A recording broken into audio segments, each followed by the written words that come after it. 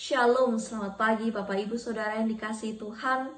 Kembali kita diperjumpakan dalam program Morning Call GPIB. Bersama dengan saya Pendeta Olivia Susan Gracia Salu, Pendeta Jemaat dari GPIB Jemaat Immanuel Pekanbaru, Pospelkes Pasir Pangarayan. Sebelum kita melangkahkan kaki kami di hari yang baru, mari terlebih dahulu kita memohon tuntunan dari Tuhan melalui pembacaan dan perenungan firman Tuhan.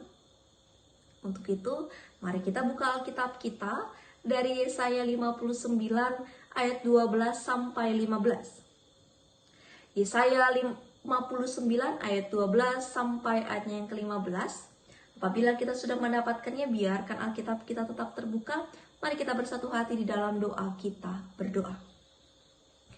Sungguh kami mengucap syukur ya Allah, karena Engkau memberikan kami kesempatan untuk boleh beristirahat dan dibangunkan di pagi hari ini.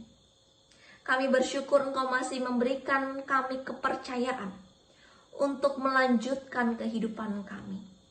Untuk itu Tuhan, sebelum kami melangkah kaki kami di hari yang baru, kami mau pertama-tama meminta tuntunan dari Tuhan melalui pembacaan dan perenungan firman Tuhan. Untuk itu, curahkan Roh Kudus-Mu ke dalam hati dan pikiran kami, agar firman Tuhan yang kami baca dan kami renungkan ini, firman ini tidak berlalu begitu saja, tetapi kami mampu untuk melakukannya di dalam kehidupan kami sehari-hari. Berfirmanlah ya Allah, karena kami umat-Mu siap untuk mendengarkan. Amin. Pembacaan Alkitab kita tertulis dari Yesaya pasal yang ke-59 ayat 12 sampai ayat yang ke-15. Yesaya pasal 59 ayat 12 sampai ayat yang ke-15 yang menyatakan, sungguh dosa pemberontakan kami banyak di hadapan-Mu, dan dosa kami bersaksi melawan kami. Sungguh kami menyadari pemberontakan kami dan kami mengenal kejahatan kami. Kami telah memberontak dan mungkir terhadap Tuhan dan berbalik dari mengikuti Allah kami. Kami merancangkan pemerasan dan penyelewengan, mengandung dusta dalam hati dan melahirkannya dalam kata-kata. Hukum telah terdesak ke belakang dan keadilan berdiri jauh-jauh. Sebab kebenaran tersandung di tempat umum dan ketulusan ditolak orang. Dengan demikian kebenaran telah hilang. Dan siapa yang menjauhi kejahatan, ia menjadi korban rampasan. Tetapi Tuhan melihatnya, dan adalah jahat di matanya bahwa tidak ada hukum. Demikian pembacaan Alkitab kita. Shalom, selamat pagi Bapak Ibu Saudara yang dikasihi Tuhan, apa kabarnya? Saya harap kita semua ada dalam keadaan yang baik dan tentunya selalu bersyukur kepada Tuhan.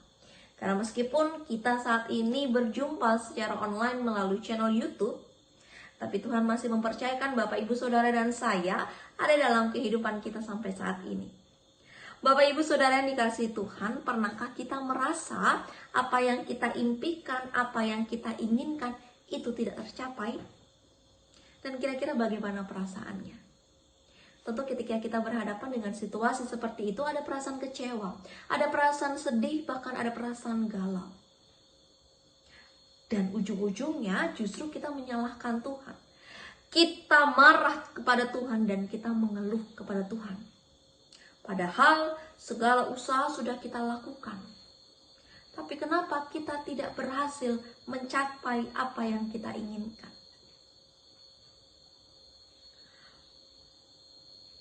Dan ketika kita ada dalam situasi seperti itu, Bapak Ibu Saudara, kita justru menyalahkan Tuhan.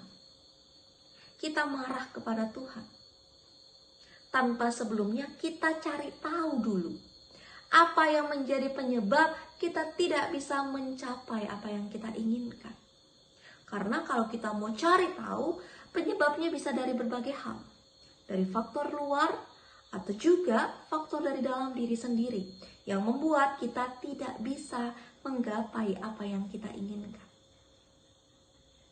Bapak Ibu Saudara yang dikasihi Tuhan, berbicara tentang kesadaran akan penyebab yang membuat kita tidak bisa menggapai apa yang kita inginkan, Itu juga yang menjadi bahan perenungan kita pada saat ini. Perikop yang kita baca dari Yesaya pasal 59. Nabi Yesaya mau memperlihatkan perihal keselamatan. Dan kalau kita mau baca terlebih dahulu dari ayat yang ke-9, Bapak Ibu Saudara, Yesaya mau memperlihatkan bahwa situasi yang saat itu terjadi, umat menginginkan kehidupan yang adil. Umat menginginkan memiliki masa depan yang cerah. Umat menginginkan mereka hidup dalam terang Allah. Tapi ketika ditelusuri, mereka tidak bisa mendapatkan keadilan, mereka tidak bisa mendapatkan masa depan yang cerah, mereka tidak mendapatkan hidup bersama dengan terang Allah, karena penyebabnya adalah mereka hidup tidak adil, mereka hidup jauh dari terang Allah, mereka hidup dalam kegelapan.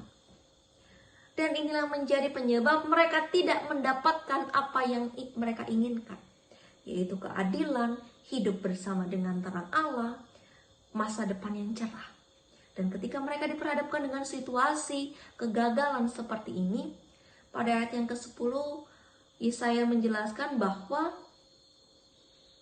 yang mereka lakukan, mereka marah. Yang mereka lakukan adalah mereka merintih karena kegelapan sudah menjadi rutinitas mereka. Mereka mengeluh kepada Allah. Dan kira-kira bagaimana kondisi ini bisa kembali pulih? Jawabannya ada pada perikop yang menjadi bahan perenungan kita pada saat ini. Ayat 12 sampai ayat yang ke-15. Ayat 12 sampai 14, Yesaya mau menjelaskan bahwa umat untuk mendapatkan keadilan, berjalan pada terang Allah, memiliki masa depan yang cerah, mereka harus sadar terlebih dahulu, mereka harus mengaku terlebih dahulu apa yang menjadi penyebabnya. Dan ketika mereka itu ditelusuri, penyebabnya adalah mereka tidak hidup dalam terang Allah. Mereka tidak hidup dalam keadilan. Untuk itu kalau dari ayat 12 sampai 14, Bapak Ibu Saudara yang dikasih tahu, Yesaya mau menegaskan bahwa umat Tuhan harus peka, umat Tuhan harus sadar, umat Tuhan harus mengaku bahwa ternyata mereka tidak mendapatkan keadilan karena hidup mereka ada dalam pemberontak. Mereka memberontak, mereka tidak hidup sesuai dengan firman Tuhan. Dan ternyata itu yang menjadi penyebabnya.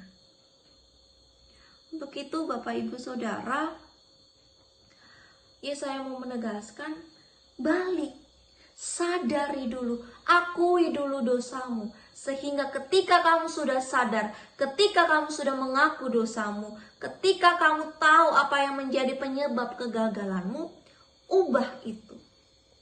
Ubah itu menjadi pribadi yang lebih baik. Dan ketika kita sadar dan kita sudah mengubah pribadi yang lebih baik, pada ayat yang ke-15 dikatakan Tuhan melihatnya. Kalau kita mau terus membaca perikop ini, ketika Tuhan melihat apa yang telah kita lakukan, ketika Tuhan juga melihat ada tindakan perubahan yang kita lakukan, Allah pun juga bertindak dalam kehidupan kita. Allah juga bertindak dalam kehidupan umatnya. Untuk itu Bapak Ibu Saudara yang dikasihi Tuhan, perikop kita pada saat ini mau kembali mengingatkan kita. Keselamatan yang kita dapatkan, hidup yang adil, hidup yang berjalan bersama dengan terang Allah akan semakin dekat, akan kita dapatkan ketika kita sadar akan pelanggaran yang telah kita lakukan. Kita sadar, kita mau mengaku dosa. Dan tidak hanya sampai di situ, ada perubahan menjadi pribadi yang lebih baik. Dan ketika kita sudah sadar, kita sudah berubah, itu juga yang akan mengubah pola pikir kita, mindset kita dalam kehidupan kita. Sehingga kita tidak hanya melihat kehidupan kita hanya dari sisi yang negatifnya saja, tapi kita juga akan berpikir, mindset kita akan menuntun kita untuk terus berpikir yang positif, melakukan hal-hal yang positif. Kalau pola pikir kita masih berpikir tentang yang negatif, hidup kita dalam kegelapan, itu juga yang akan membawa kita dalam kegelapan. Tapi ketika kita sudah sadar, ketika kita sudah mengaku dosa kita, ketika kita sudah mengubah mindset kita untuk berjalan pada jalan yang benar, berpikir yang positif, itu juga yang akan menuntun kita. Untuk itu Bapak Ibu Saudara, mari kita melanjutkan kehidupan kita memulai kehidupan yang baru di hari ini. Mari kita melangkah dengan sebuah kepastian. Hal yang kemarin, kesalahan yang kemarin kita lakukan, mari kita akui dan kita ubah. Sehingga di hari ini kesalahan yang kemarin bisa kita perbaiki, kekecewaan yang kemarin bisa kita perbaiki saat ini.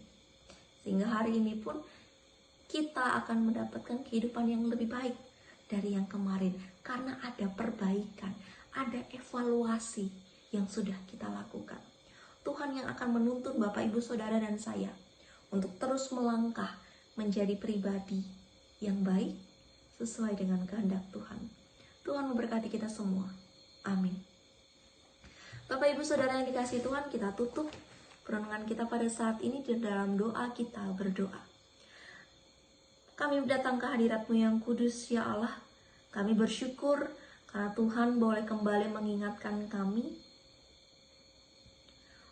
bahwa kami diminta, kami dituntut untuk sadar akan segala pelanggaran-pelanggaran yang telah kami lakukan, yang bisa saja ini menghambat kami mendapatkan keselamatan, menghambat kami mendapatkan keadilan, menghambat